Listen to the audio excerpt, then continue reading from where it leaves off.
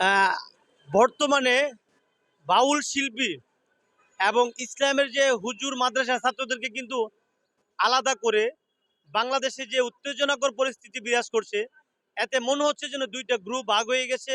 এবং বাংলাদেশে এটা কিন্তু বর্তমানে টপ অফ দ্য কান্ট্রি, যে বাউল শিল্পীদেরকে মেরে, মানে হুজুররা বা ইসলামীপন্থীরা মেরে এরা, প্রাণ বাঁচাতে পুকুরে ঝাঁপ দিয়েছে।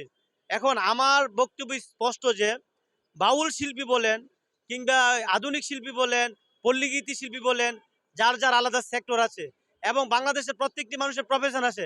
যেমন আমি আইনজীবী, একজন সাংবাদিক, একজন ইঞ্জিনিয়ার, একজন ডাক্তার এবং বাউল শিল্পী, সবাই প্রফেশন করে খাবে, এটাই স্বাভাবিক।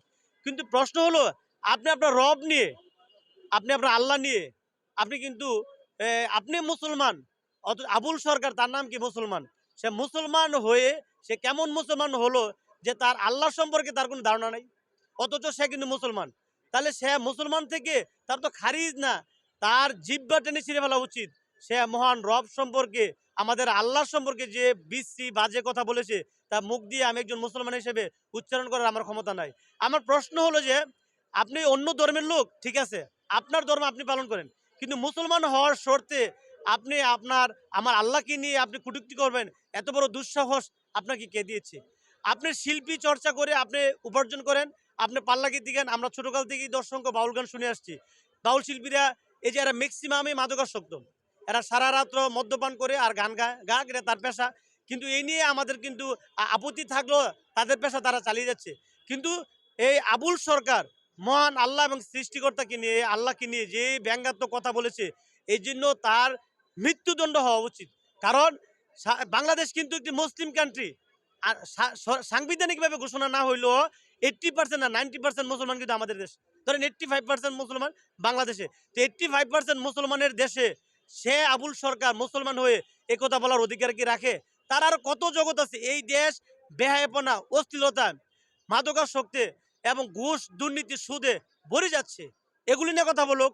একটা দেশকে ভালো রাখতে হলে আপনাকে আইনের শাসন এবং আপনার ধর্মের প্রতি অনুশাসন হতে হবে। প্রত্যেকটি ধর্মে কিন্তু শান্তির কথা বলে, কোনো ধর্মেই অশান্তির কোনো সুযোগ নেই। তাহলে এই আবুল সরকার মুসলমান, আর মুসলমান হওয়ার পরে সে আল্লাহ বিরোধী এমন বক্তব্য দিয়েছে যে মুসলমানদের কলেজে আঘাত লেগেছে। এতে করে কিন্তু তার আবার ভক্ত আছে, আবুল সরকারের অসংখ্য ভক্ত আছে যারা প্রতিদিনই মদ্যপান করে, মাদক সেবন করে। তারা কিন্তু আসলে মুসলমান হয়েও তারা ধর্মহারা, তারা হতভাগ্য, তারা বঞ্চিত। তারা আবার কি আবুল সরকারের পক্ষ নিয়েছে? অপরাধী অপরাধীর শাস্তি হবে, সে অপরাধ করেছে, তার শাস্তি হবে। কিন্তু সে বাংলাদেশে বর্তমানে মিডিয়াদেরকে আমি অনুরোধ করব, আপনারা বিশেষ করে এই যে হুজুর মাদ্রাসার ছাত্র বলেন, আপনি বলেন তো, এই বাংলাদেশের এই কোরআনের হাফেজদেরকে আল্লাহ তাআলার অশেষ রহমতে কোরআনের হাফেজ বানাচ্ছে। যদি কোরআনের হাফেজ না হইতো, কোরআনটা যদি হৃদয়ে ধারণ না করতো, তাহলে ব্রিটিশ ইহুদিদের চক্রান্তের কারণে আপনার ধর্ম কি ইসলাম টিকতো না। আল্লাহ তাআলা জানে বলেই কিন্তু আপনি দেখেন, কোরআন 30 পারা কোরআন মানুষের অন্তরে ঢুকিয়ে দিয়েছে যে কোরআনকে বিকৃত করা সম্ভব না। ইহুদি নাসারা তারা কিন্তু কন্টিনিউ চক্রান্ত করেই যাচ্ছে, কিন্তু চক্রান্ত বারবারই ব্যর্থ হচ্ছে কেন? কারণ 30 পারা কোরআন শরীফ মানুষের সিনার মধ্যে আছে। তাহলে এই আলেম ওলামারা কারা? এরা আল্লাহ তাআলা অশেষ রহমত, এরা নবীর ওয়ারিস, এরা আছে বলেই বাংলাদেশ ঠিক আছে। নাহলে আপনার বাংলাদেশ ব্রিটিশরা, আমেরিকারা কিংবা নাস্তিকবাদারা এই দেশ ধ্বংস করে ফেলতো। তাদের এজেন্ট বাংলাদেশে ব্যাপকভাবে কাজ করে। এই যে সমকামিতা বলেন, সুদ, ঘুষ, এগুলো কার কার কার সৃষ্টি? এগুলো বিদেশিদের সৃষ্টি, মুসলমানদের মধ্যে বিভাজন করার জন্য, কোরআন থেকে আমাদের দূরে রাখার জন্য। এই যে গান বাজনা, নারীদেরকে সমান অধিকার দিতে হবে। নারীরা আজকে মদ্যপান করছে, নারীরা আজকে যে কোনো হোটেল পতিতালয়ে গেলে দেখবেন যে মানে ভালো বংশের মেয়েরা আজকে বেহায়াপনা করছে। মেয়ের স্বাধীনতা আছে, মেয়ের কিছু বলতে পারবেন না। তাহলে এগুলো করে করে মেয়েদেরকে নিয়ে আজকে সমাজে তালাক হচ্ছে, সমাজে বিশৃঙ্খলা হচ্ছে, আইনের অবক্ষয় হচ্ছে। এর কারণ কি? আমরা দেশটাকে ধ্বংস করতে চাই। অথচ ইসলাম কি বলছে? ইসলাম বলছে নারীর পর্দা করা ফরজ। কিন্তু নারী পর্দা না করে নারী কি করে? নারী অর্ধ উলঙ্গ হয়ে নারী নাচে। তাহলে তার নাচে তার তো স্বাধীনতা আছে, আমরা তো তাকে বললে বরঞ্চ সে উল্টো আমাদের বিরুদ্ধে অ্যাকশন যাবে। তাহলে আমার প্রশ্ন হলো যে আপনি আল্লাহকে মানেন, আল্লাহকে না মানেন আপনার ব্যক্তিগত ব্যাপার, কিন্তু সমাজে কিন্তু আপনি উস্কানি দিয়ে, মুসলমানদের ধর্মীয় অনুভূতিতে আঘাত দিয়ে বিশৃঙ্খলা করার অধিকার নাই। কাজেই বাউল শিল্পী যারা আছেন, আপনারা আপনাদের পেশায় নিমজ্জিত থাকেন ধর্মের ব্যাপারে, এবং বিশেষ করে আমাদের সকলের রব এক আল্লাহ, আল্লাহকে নিয়ে যে কটূক্তি করবে তার বিরুদ্ধে সর্বোচ্চ শাস্তি মৃত্যুদণ্ড। এই বিধান রাখলেই কোনো অপরাধী কিংবা আর অন্য কোনো মাদকাসক্ত তার আল্লাহকে নিয়ে কথা বলার সুযোগ পাবে না। এই আইন বাংলাদেশে চালু করে এবং তাদের দৃষ্টান্তমূলক শাস্তি দিলে দেওয়ার মধ্য দিয়ে বাংলাদেশে একটা নিয়মতান্ত্রিক সিস্টেমে ফিরে আসবে বলে আমি মনে করি।